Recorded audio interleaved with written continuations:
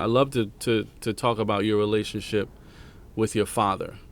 And I know, it's been a journey for you. You turned it into a film project. But talk about that dynamic of your relationship with your father early on, and then the relationship that you developed as an adult. So early on with my father, it wasn't much of a relationship. My mother got pregnant as a young girl. I think my father was 19. My mom was about 15, 16. And my father was spotty, in and out, not enough that I could really know who he was. My mom used to drive me past the house he grew up in with his grandma and say, your dad grew up right there. As a kid, I had this thing in my head. Every time she did that and drove me past the house and say, your dad grew up right there, in my mind, I said, I'm going to buy that house when I grow up. I'm going to buy that. That's my inheritance. I'm going to take it. Fuck him. I'm taking it. And I thought I was doing something to him. I thought I'll show you guys. Right. When I got the opportunity and I actually purchased the house my dad grew up in, and I sat in there and I was like, I don't know where I'm at.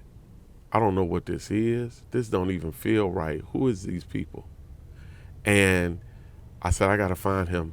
Only he can answer these questions. So you felt like some energy in the crib. It was amnesia all around Wow. me. A world that was familiar that you couldn't remember. My God. And so I went looking for my father. Mm-hmm. And I had to get over these feelings of abandonment, because what I had to know is my father can't fix it. I have to be okay with him before I even meet him. Wow. Because whatever I encounter, Right. I got to be willing to deal with it. But if I don't go look, it's my fault. But I got to make peace with it before I encounter it. See, most people try that in reverse.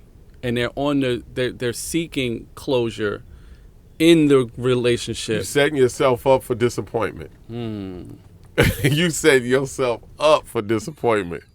What did you discover on that journey of reconnecting with him? Somebody called me and said, yeah, I know where Brian at. He stay in the alley right in the back of my apartment building.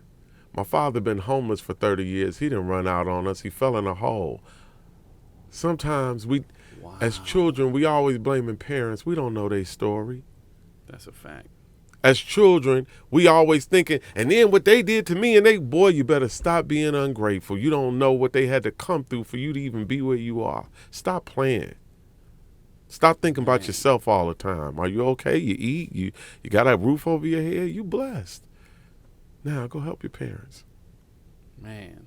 My dad and I, we met in the library, and my dad said, I knew you was coming. And he looked in his pocket and pulled out this article that said, Rhymefest, brand new. He said, I was telling everybody my son was a famous rapper. Nobody believed me. Wow. He was following me the whole time. Oh, my God. And I didn't know where he was or who he was, nothing.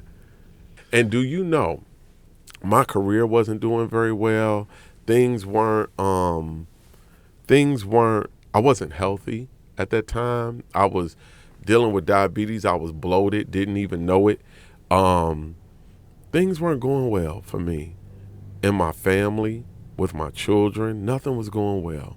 But when we started that journey of shooting that documentary of my father coming back to the house and us rebuilding our relationship as we rebuilt the house he grew up in, that's when things started coming together in my life.